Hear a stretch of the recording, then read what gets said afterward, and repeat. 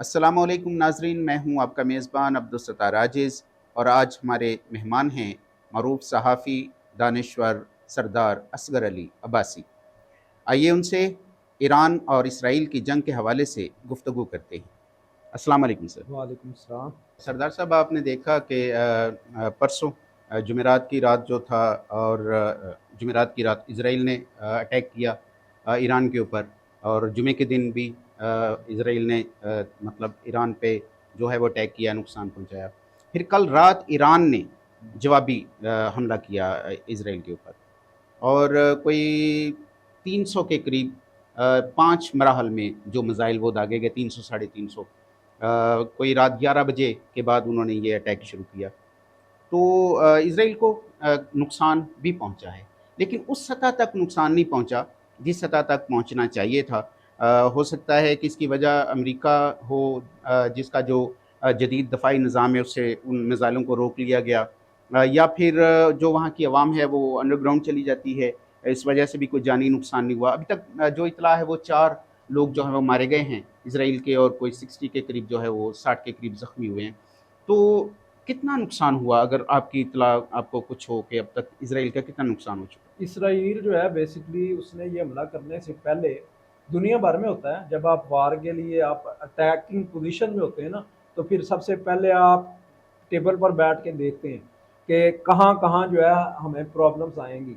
तो पहले आप अपने आप को सेव करते हैं। इसराइल ने अपनी तमाम तमाम जो दफाई तनसीबात थी, वो जो सैटेलाइट सिस्टम के अंदर ईरान को पता थी, दुनिया भर में हर मुल्क जो है वो दूसरे मुल्क के बारे में इंफॉर्मेशन रखता है, सैटेलाइट सिस्टम है, तो उसने वो सारी चीज़ें वहाँ से गायब कर दी। हुँ, हुँ। जैसे इंडिया ने किया था कि उसने सॉरी पाकिस्तान ने जो है वो कुछ बेसिस जो हैं उन उनसे अपनी अहम दफाई तनसीबात हटा दी थी। तो इसी तरह इसराइल ने तमाम ऐसे एरिया से दफाई तनसीबात जो है वो हटा दी, जिसकी वजह से उसे नुकसान नहीं पहुंचा। इसराइल का जो आयरन डोम है वो दुनिया का जदीद तरीन निज़ाम है, जो फ़ज़ा में ही आने वाले मिज़ाइलों को तबाह कर देता है।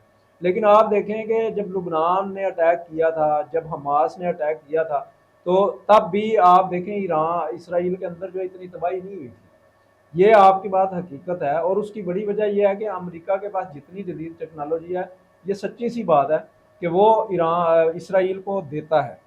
और इसी तरह जैसे हम पाकिस्तान और चीन की एक दोस्ती है, तो हमें भी अगर आज हम इतने जो है अपने आप को मजबूत समझते हैं, तो पाक चीन दोस्ती जिंदाबाद है।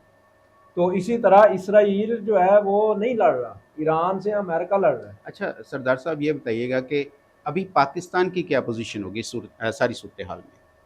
पाकिस्तान ने तो सर वाज़ेह कर दिया ना। पाकिस्तान ने कहा कि आप हमारे साथ अगर जो है कोई कशीदगी बनाएंगे तो उसका हम तहफ़्फ़ुज़ करेंगे।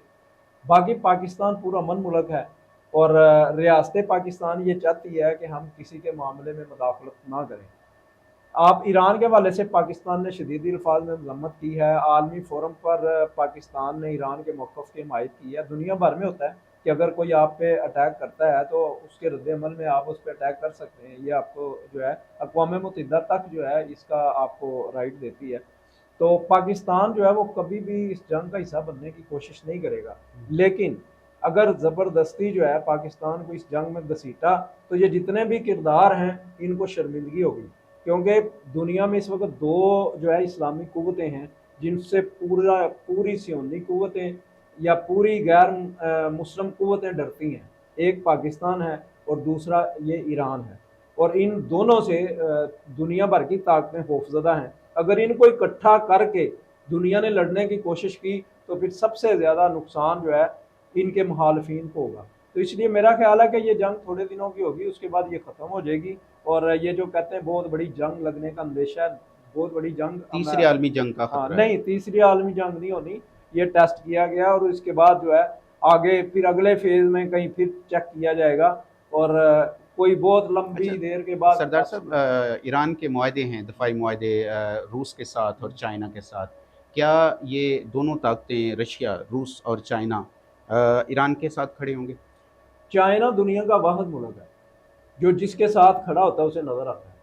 रूस जो है जब से वो हमने सोवियत यूनियन में जो है उसको वहाँ से जो है वो मुख्तलिफ रियासतों में तकसीम कर दिया, उसके बाद रूस जो है वो अभी तक उतना ताकतवर नहीं है। अमेरिका ने कई बार रूस पे जो है वो मुख्तलिफ तरीक़ों से अटैक किया है, कभी इक़्तिसादी तौर पे, कभी मुख्तलिफ होते हैं डिप्लोमेसी में, लेकिन रूस कभी फ्रंट फुट पे नहीं आया। उसकी बड़ी वजह ये है कि रूस अब उतना ताकतवर नहीं रहा। तो मेरा ख़्याल है कि ईरान जो है रूस को अपनी टेक्नोलॉजी बेच सकता है, उससे ख़रीद सकता है, लेकिन रूस की फ़ौज वो ईरान के साथ मिल के लड़ नहीं सकती, क्योंकि रूस जो है वो अब समझ गया है कि मुझे दुनिया के तनाज़ात में नहीं आना चाहिए, और वो कहीं भी नहीं आएगा। जब भी कोई प्रॉब्लम होगी तो चाइना को होगी, या जो वो है वो, दफ़ाई साजो सामान देंगे या कोई टेक्नोलॉजी देंगे हाँ, यहाँ ये तक। उनका बिज़नेस है। रूस इस वक़्त जो है वो दफ़ाई साज़ो-सामान की खरीद लोगों को बेचना चाहता है, अपनी मईशत बेहतर करना चाहता है। तो इसलिए रूस का तो नहीं, लेकिन चीन जो है वो हमेशा खड़ा होगा, ईरान के साथ भी खड़ा होगा, पाकिस्तान के साथ भी मेरे खड़ा दो आखिरी सवाल हैं। एक सवाल तो ये है कि सरदार साहब अभी बिल्कुल यूँ कह लें कि 1-2 माह पहले, 1 माह पहले पाकिस्तान इंडिया का एक क्लैश हुआ, जंग हुई, और उसमें ये सुना गया कि जो इज़राइल के पायलट थे, उन्होंने जहाज़ उड़ाए इंडिया से पाकिस्तान पर हमला करने के लिए, वो शामिल थे उनके साथ। तो क्या अभी इंडिया के भी जो पायलट हैं या फिर कुछ और जो भी उनकी मदद कर सकते होंगे जिस भी तरह से, वो शामिल होंगे उसके साथ, इज़राइल के साथ, ईरान के साथ जंग में? होगा। ये आपने फ़नी सा सवाल किया है। इसलिए कि इंडिया के पास इतनी ना तो दिलेरी है, ना उनके पास इतनी सलाहियत है। वो अलहदा है कि उनके वो मेजर गौरव वारिया और जेडी बख्शी वगैरह, वो जो रिटायर्ड वो आर्मी के लोग हैं, वो चैनल पे बैठे लगे रहते हैं, हमने ये फलाना मिसाइल भेज दिया, हमने फलाना जहाज भेज दिया।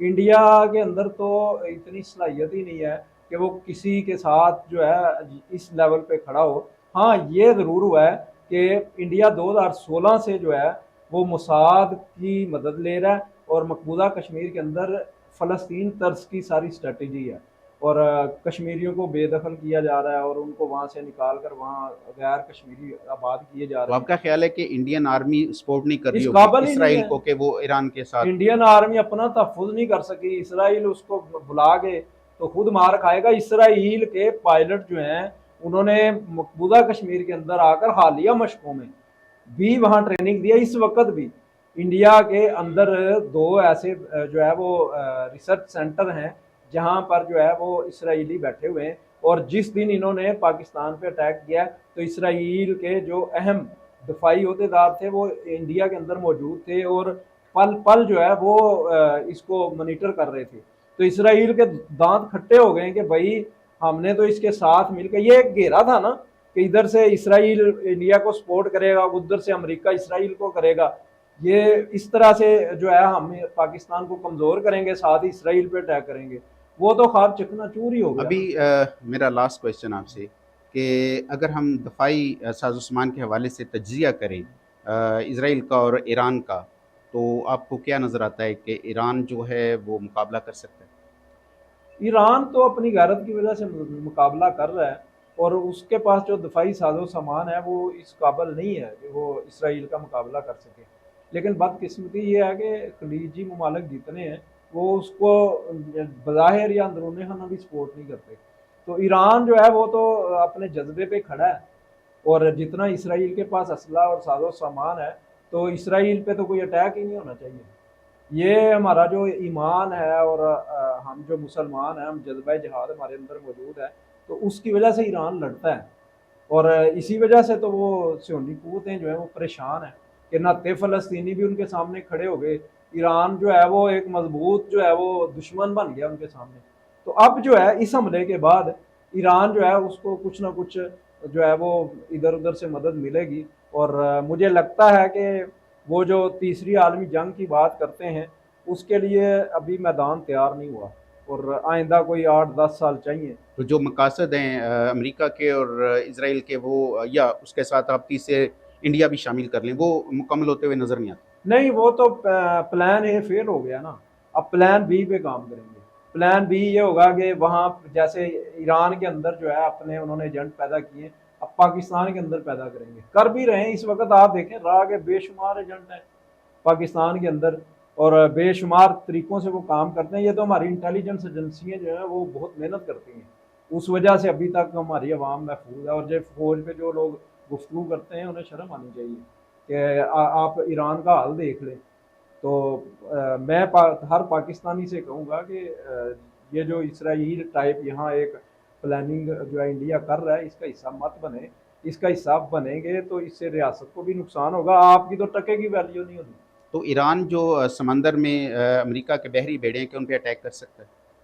नहीं, वो अपने देखे ना उसकी जो या अहम। कोई दिफाई तनसीबात हैं इराक में या दूसरे मुल्कों में, उन पे कोई अटैक कर नहीं, सकता ईरान ऐसा कोई हमला नहीं है? अमेरिका करेगा। पे डायरेक्टली कुछ नहीं करता? नहीं, ईरान फिलहाल दफाई हिकमत अमली उसने इख्तियार की हुई है, अग्रेसिव हो नहीं सकता। आप ऑफेंस की बात करते हैं, ऑफेंसिव पोजीशन में ईरान नहीं है। ईरान सिर्फ दफाई पोजीशन में है, और मैं समझता हूँ उसकी ये हिकमत अमली बहुत अच्छी है कि अगर आप इतने ताकतवर नहीं है तो कम अज़ कम आप अपने आप को दफाई लिहाज से स्ट्रॉन्ग तो कर रहे हैं ना। तो आपने अपना दफा जो है अच्छे तरीके से किया। तो यही बड़ी बात है कि आप अमेरिका के इसराइल के साथ नहीं लड़ रहा ना ईरान, अमेरिका के साथ लड़ रहा है। तो अमेरिका इसराइल जंग में अगर इसराइल आज तक खड़ा है तो मैं समझता हूँ उसकी दफाई हिकमत अमली अच्छी है। और उसने अपने अवाम को भी तो मुतमईन रखना था। तो वो ऐसे चलें, वो बयान भी देंगे, कोई छोटा मोटा अटैक करें भी तो वो बता के करेंगे हम ये अटैक करने तो लगे हैं। दुनिया आपका ख्याल है कि ईरान के पीछे खड़ी होगी? दुनिया नहीं खड़ी होगी, हम्म। सिर्फ वो लोग खड़े होंगे जिनकी अपनी सलामती को खतरा है, एशियाई खित्ते के लोग। नहीं, न्यूजीलैंड और ऑस्ट्रेलिया ने भी हमायत की है ईरान की कि इसराइल ने जो है वो गलत हमला किया, उसको ऐसा नहीं करना चाहिए। ये तो सर एक डिप्लोमेसी प्लेटफॉर्म है ना, आप सफारती सतह पर हमायत करते हैं, लेकिन न्यूजीलैंड या ऑस्ट्रेलिया के मफादात ईरान के साथ कुछ नहीं है। क्योंकि ईरान के लोग जो मोस्टली दुनिया के ममालिक में तो उन पर पाबंदी है। तो वो जो अपने ज़्यादातर ईरानी जो है वो तो अपने ही मुल्क में रहकर काम करते हैं। तो इसलिए मैं नहीं समझता कि कोई तीसरी दुनिया से कोई आके। अरब क्या करेंगे इस मौका पर? अरब ऐसे ही रहेंगे जैसे हैं, कि वो देखें ना। नहीं, उनके दिल तो इसराइल के साथ धड़कते थे। मैं वही कह रहा हूँ कि जब आप टेक्नोलॉजी अमेरिका से खरीदेंगे, आप ट्रेनिंग अमेरिका से लेंगे, आप मेरे उस्ताद हैं, मैंने आपसे सारा कुछ सीखा है, तो फिर मैं आपको छोड़कर कहीं और जाऊंगा तो मुझे खतरा तो रहेगा। तो या तो मैं दिल बड़ा करूँ ना कि मैं छोड़ दूँ, मैं कोई और उस्ताद मिला उसे इख्तियार कर लूँ, तो वो ऐसा नहीं कर सकते। तो चूँकि उनकी तमाम जो इस वक्त आप खलीजी ममालिक की, अरब ममालिक की बात करते हैं, ये सारे जो हैं ये अमेरिका के सऊदीया साथ है या अटैच। यूएई है, हाँ, ये सारे। सारे अटैच हैं। और ये कभी भी आप ये कहें कि ये अमेरिका के अगेंस्ट कोई बात करेंगे तो मैं नहीं मानता।